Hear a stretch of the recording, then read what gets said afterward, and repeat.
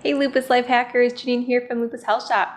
Welcome back to my channel, the best place for Lupus Life Hackers to decrease symptoms naturally. Now this week's topic, I'm going to be talking about the best vitamins for lupus. This is not the same thing as supplements. If you're looking for supplements, I have a video, check it out right up here. Check it out up here.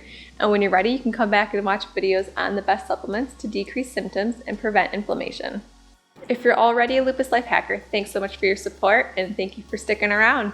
If you're new and you want to stay in the know, make sure to subscribe and hit the notification bell so that you never miss out on any Lupus Life Hack videos. Let's dive in.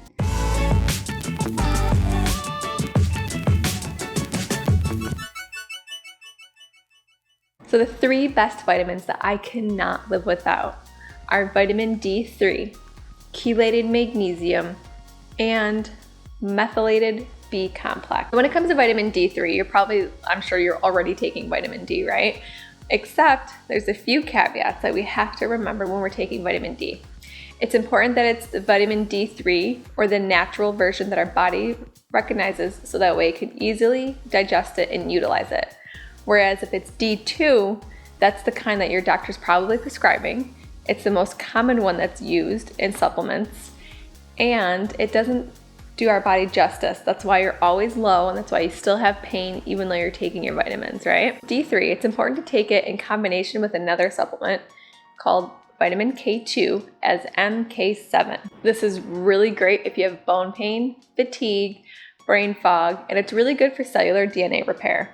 And that's something that is 100% happening in all of us, whether we can really feel it or not. What goes on is when we have a chronic health problems, our cells in our body are telling us that through the symptoms we feel. So it's important to give our cells the right nutrients and in a form that it can easily recognize and break down and use. When it has that, it's able to perform at the optimal level. And that's what vitamin D and MK7 do together. While vitamin D is going through your body, vitamin K2 is MK7. It's kind of like the patrol car. So it's going to tell vitamin D where to go and where it's needed in your body. Whereas if you weren't taking them together, your vitamin D is more likely to be calcified in areas like your kidneys and areas of other parts of your body that just doesn't make sense for it to be there. Another crazy fact too that I learned, if you take a prescription of let's say 50,000 of your vitamin D, right? It only converts to 10,000. So you're only using 1/5 of that vitamin. Another thing to remember is it's important to be in optimal range. That means if you're a low normal or a high normal and your blood work is fine, that's exactly why you're still having symptoms, because you're not in the range that's fit for your body.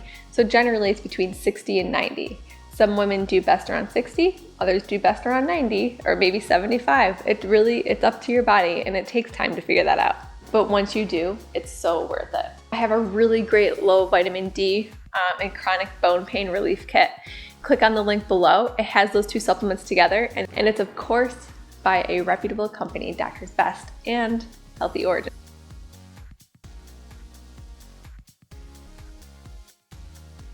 The next best vitamin that we should always be taking is chelated magnesium. This is a little different than regular magnesium that you're probably taking. So if you get muscle cramps often, you get Charlie horses in your legs, in your feet, you drink enough water and it's still happening, that's because you need magnesium. It sounds like I've been there, right? Because I am. And anytime I miss taking a magnesium supplement, my body reminds me why I need to stay on track. I'm sure yours will too. If you tried magnesium previously and it didn't work, here's why. There's a couple different types of magnesium.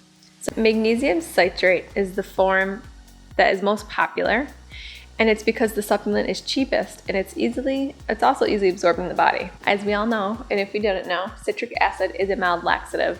So this could be good or bad for you. It really depends. If you already have a problem going to the bathroom, then I would suggest to stay away from that form. The next one is magnesium glycinate. Basically, it's magnesium that's bound with an amino acid called glycine. This type of magnesium is the most bioavailable form and the easiest to be absorbed within your body. It's also the least likely to induce diarrhea. This might be the one that you should check into. If you have a long-term magnesium deficiency, this is actually one that a lot of people recognize as the safe one to take and to help correct that issue. The next one is magnesium taurate. If you have cardiovascular problems, they say, and they is in most of the medical community, to take this version of magnesium. It can help prevent arrhythmias and it helps guard your heart against heart attack. This one's easily absorbed because magnesium and taurine stabilize the cell membrane. So I'm sure you suffer from fatigue, but if that's the biggest problem in the complaint that you have, I would go with this next one, magnesium malate. Malic acid is a vital compound in the enzymes that help produce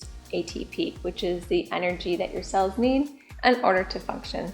The two worst types of magnesium that you should 100% run from is magnesium oxide and magnesium glutamate and aspartate. These are actually compounds and the dangerous artificial sweeteners, so you might see them in there. Like what you see so far, subscribe and click on the bell so you don't miss out next week on our new video.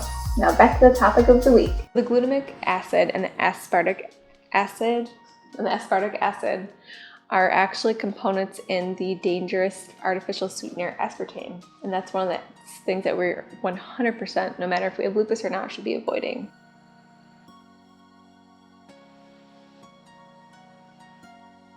And last but not least, methylated B. Methylated B's, first of all, B complex. Let's backtrack. B complex is different than your B vitamin, right?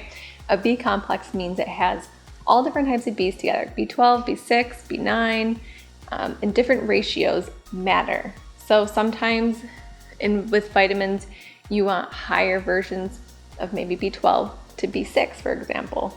It's important to have the correct ratio so your body absorbs it properly. Now, when it's methylated, that means that your body has to do less work in order to absorb it. What is methylation? 50% of the population has a gene mutation called MTHFR gene mutation. And that means that your body's absorbing nutrients, but it's not using them correctly. So your blood work looks fine, but you still have fatigue, still have brain fog, everything is going crazy in your body. And that's because of this mutation. So when you buy supplements that are methylated, it's easier for your body to actually use it. B vitamins are fundamental to life. Humans, we can't make them. So that's why we need to obtain them through different types of diet and food and supplements. If you have a lot of GI problems, if you're a really picky eater, I do suggest to take a B vitamin, and especially if you're vegan. One of the greatest things I love is about this one about methylated B complex, besides the fact that it's already methylated. Vitamin B6 is one of my favorite ones because it actually helps fight against the toxins from all the medications that we take. And vitamin B12, this is something that helps with anemia. And a lot of our lupus warriors, we have problems with that. So this is another great reason to take your B vitamins. As always, I do recommend to get tested. I would say get your blood work done at least every 6 months. Make sure you have the right levels. You don't want to be too high and you don't want to be too low. When you take your test too, another thing is don't take your supplements that day because it will throw off the reading. And a common question that I always get is, if my lab works fine and my doctor says that everything's fine, why do I need to take vitamins? Well, here's the thing. Your doctor's not requesting the proper vitamins. Your doctors don't believe that anyone is deficient in anything because we're not in a third world country, right? Us is in the US. And so they're never testing for magnesium, B issues, D. They're never testing your iron unless you're showing insane symptoms that would point them in that direction. Whereas in functional medicine, that's the first thing they test for because it's an easy fix. And so if you're not eating at least 2 cups of vegetables per meal, if you're not, then you definitely need some supplementation, especially because we have a chronic condition, and that's taking all of the nutrients out of our body even faster. So these 3 types of vitamins are crucial for our body to function, not just in general, but optimally. If you have a hard time talking about lupus with family and friends, if you don't want to be identified as the girl or the guy with lupus, but it's important for them to understand what lupus is so that you are supported and that you don't have to stress out about feeling guilty for saying no to canceling plans or being more picky about what you eat. It's important to have support. And in order to do that, you gotta have the communication lines open. This week, I'm gonna be talking about how to talk to your family and friends about lupus and how to create healthy boundaries.